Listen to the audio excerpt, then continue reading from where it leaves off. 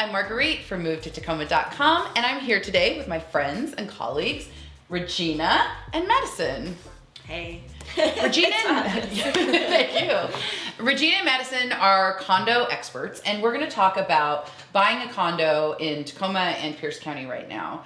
And it's kind of different than the rest of our housing market, right?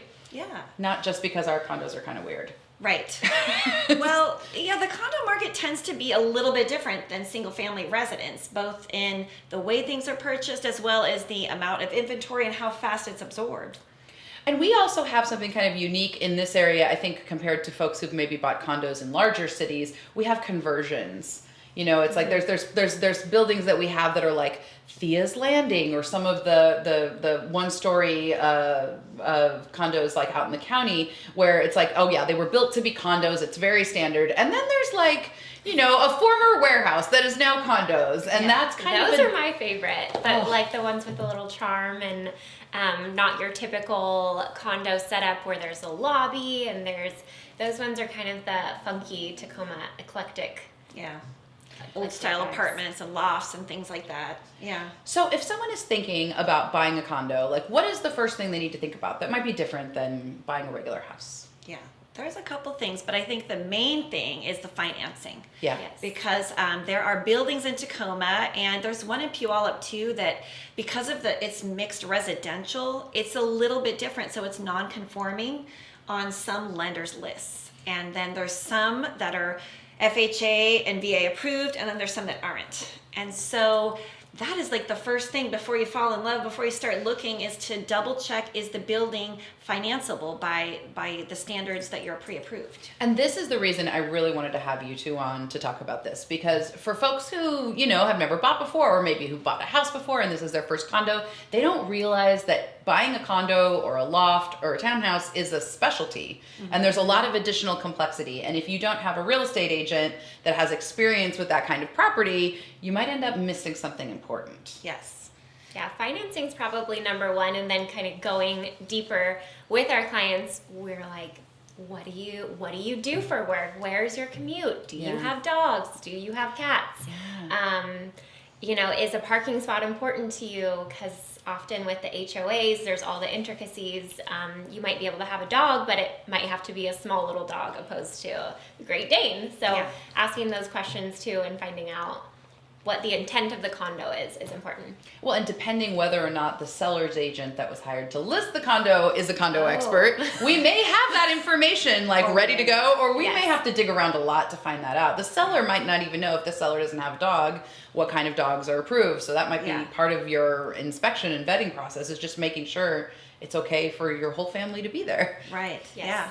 And she hit the nail on the head with parking too, because there are some buildings that'll give you one spot. There's some that are covered. There's some that are leased. But then there's always the thought like, well, what if I have guests? Yeah. And if you're an entertainer sort of person, you really have to give thought as to where are my people going to park when I have a party? And some things like that, where every single building is different. Yeah. Every single building. And you have to kind of do those numbers. I lived in a condo downtown that did not have assigned parking. And so I would just pay for my guests to park in the lot. Like I just like had it on lock, and I would do that. And you know, the difference in a condo that would have a second parking space, which is pretty rare, in price, to a condo that doesn't, I mean, it's probably worth even a couple $100 a year paying for your friend's parking meter. No, that's true. That is true. And it's all, we talk about things that the HOA covers and things that the HOAs don't. And sometimes we've got buildings that we work with, and the HOAs are $700 a month. Yeah. But if the HOA is including your garbage, your water, sewer, electricity, parking spot, and maybe like a concierge or something, then it's like, okay.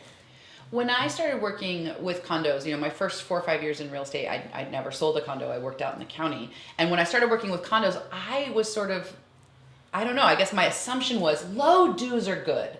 And I think a lot of clients come into the condo process saying like, oh my gosh, $500 dues, like what a scam. I know. And what they don't realize is, well, yeah, the $150, $250 dues might look great, but if there's a problem and your HOA doesn't have any money in savings, everybody has to do the special assessment. So can you talk about what a special assessment is? Yes, absolutely. Well, if you had a house and your roof went bad, then you would be hiring a roofer. So when you're in a condo, it's nice because it's a shared expense generally. I mean, also depending on the condo.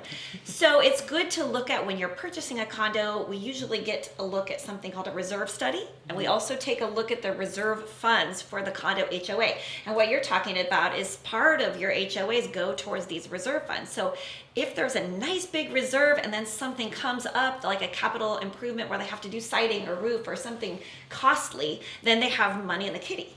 But if they have a low reserve fund and something goes wrong, then they will do a special assessment. And because it's a shared expense, everybody in the building is given a portion of the cost of it.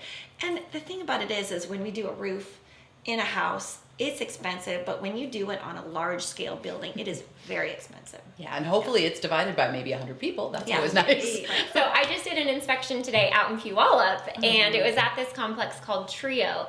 And it's it was built in 2008. So obviously the reserves were built back up from 2008 when, the inspector actually knew that building before. And he was like, oh, thank goodness now, just looking at it. The roof has been replaced, the siding's been replaced since that kind of crash happened. But normally condos, you're responsible for walls in. So when we're doing an inspection, we're looking walls in.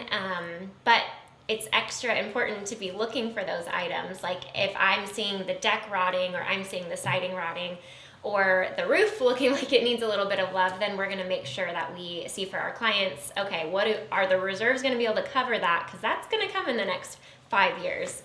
Yeah, I think it's not a big deal if your deck needs to be replaced after 20 years or something, if the reserves have the money to pay for it, because then it's like, oh, the HOA is replacing my deck. Getting a brand new roof.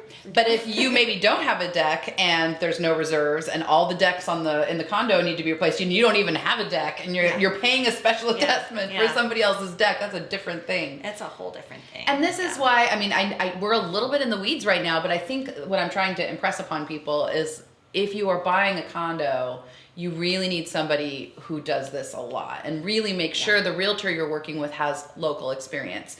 That's another thing that comes to mind around this is like, and I love my Seattle agent friends, but when Seattle agents come to Tacoma and Pierce County, they don't know a lot of our quirks, like some of the buildings are conversions and the financing is weird, or the reserves might not be where they need to be, or the parking might not be where it needs to be. Also, we have local improvement districts, LIDs, and those are not always immediately apparent, and they are negotiable. Like you can try to get your seller to pay for that stuff. And if you don't know they exist, these special taxes that some other condos downtown have, like you can't negotiate for it. So making sure that you're hiring someone who has a proven track record with condos in the community you're looking at is so important. Yeah, it is. I mean, and we've been in and out of and had sales through the crash of the market. And, you know, there was a huge push in Pierce County to have all these condos, and the market crashed. And we saw some of those buildings just really take a beating. And so it's exciting now to see them get back to being healthy and to have good sales and to be able to be financeable and open up to different buyers. So that's good. But you do have to pay attention to, you know, the ones on Broadway might still have some LID money that needs to be paid. And so it's asking those questions and knowing what to ask so that you don't close and then get smacked with something that you didn't even anticipate. Is there any final advice that you two have to give for condo buyers, you know, whether they're in Tacoma or whether they're in one of these cities out in the county as they begin their process of finding the condo of their dreams? Yeah. I think that starting with the financing, whether it's shopping for a house or a condo, knowing what your money can buy you, and then knowing what loan programs you're going with, and that will kind of dictate what opportunities are even available for you. That's good advice. That would be my first. And the other thing about a condo is essentially it is a community.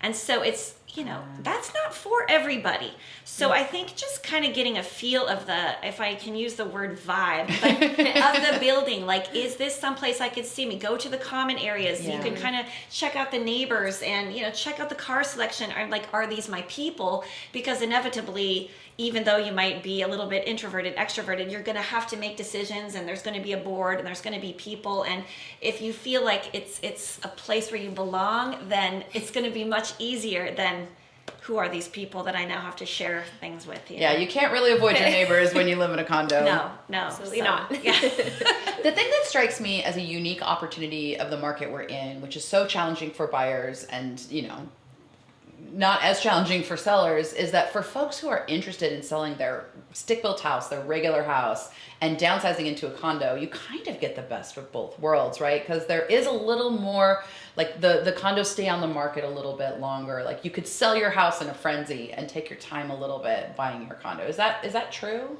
Yeah, I like that scenario. Yeah, that's a very doable scenario right now, and for people looking to do it that way, to downsize to a condo. And when we have sold condos, we sometimes have to take off our single family residence hat with the pricing and to be a little bit more strategic. It's not the same buyer. It's not the same buyer. Yeah. So interesting. Yeah. Hire an expert.